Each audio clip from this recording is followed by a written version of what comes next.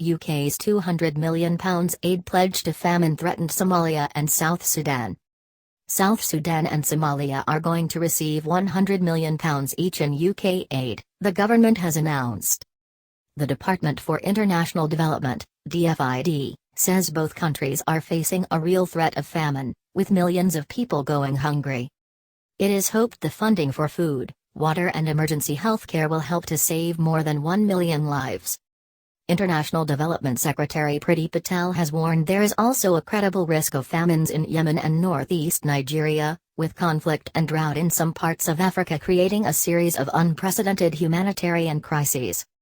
She said, "Our commitment to UK aid means that when people are at risk of dying from drought and disaster, we have the tools and expertise to avoid catastrophe. While we step up our support for emergency food, water and life-saving care to those in need, our message to the world is clear: we must act now to help innocent people who are starving to death."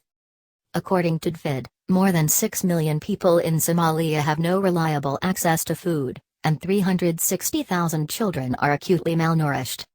There are fears Somalia is going to face a famine as bad, or worse, than one in 2011 which killed an estimated 260,000 people.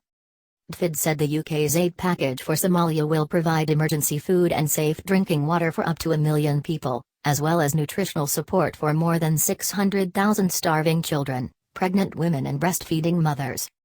The department explained that famine has been declared in several parts of South Sudan, and more than half of the population is now in desperate need. Almost 5 million people face the daily threat of going without enough food and water, and 3 million people have been forced to flee their homes because of violence and widespread rape.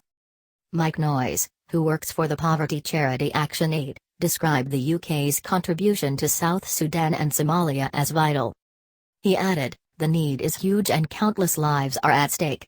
Today, in parts of Africa, children are dying of hunger whilst their mothers watch in despair. The world cannot stand by and let this continue. The government is right to be sounding the alarm.